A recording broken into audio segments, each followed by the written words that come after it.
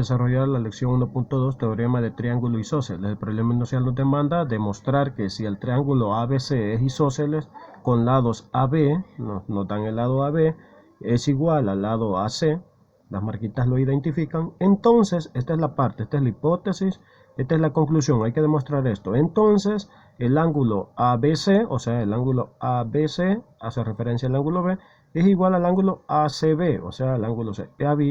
Quiere que demostremos que estos dos ángulos de la base son iguales. Veamos cómo lo vamos a demostrar. Tenemos nosotros el triángulo, lo que vamos a hacer ahora es, como estos dos lados son iguales, vamos a sacar el punto medio de la base y vamos a trazar una altura.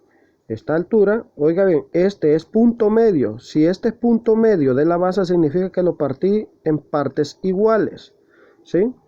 Y ahora vamos a ver el criterio. Fíjense bien. Ustedes ven que tienen un lado en común, ¿sí? Ven el lado en común. Entonces, el lado, y le podemos poner un punto aquí, un punto D. El segmento AD es lado en común. Fíjense bien. Tenemos un lado en común. Ahora bien, el segmento AB es igual al segmento AC. Y esto es por hipótesis, ¿sí? O sea, por información propuesta.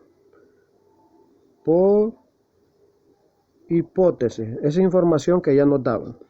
Ahora, como D es el punto medio, significa que estas dos partes son iguales. Es decir, el segmento BD es igual al segmento DC. ¿Sí? Por ser D punto medio. Fíjese bien qué sencillo es. Ahora bien, ¿qué hemos demostrado? Pues que los tres lados de cada uno son iguales. Los tres lados correspondientes son iguales. Entonces tenemos que el triángulo ABD, vea, ABD es congruente al triángulo ADC. ¿Y eso por qué? Porque cumple el criterio lado, lado, lado. Los tres lados son iguales. Este lado en común, estos dos lados que son iguales y los lados de la base que también son iguales.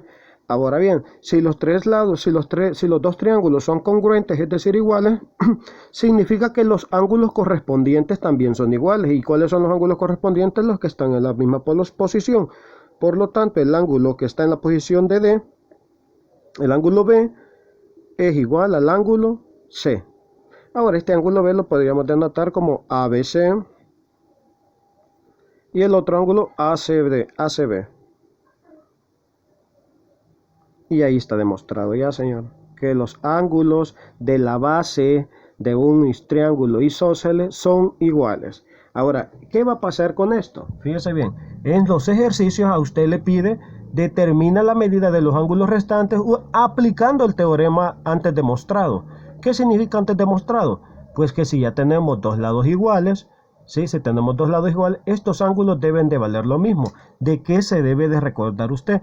Por ejemplo, que los tres ángulos deben de sumar 180. Y si ya conocen este, miren la marca, esta marquita significa algo. Si ya conocen este, lo que resta para 180 se debe de repartir en partes iguales. En este caso está demasiado sencillo saber cuánto vale esto, sabiendo que los ángulos de la base son iguales. Eso sería más o menos la pista, señores.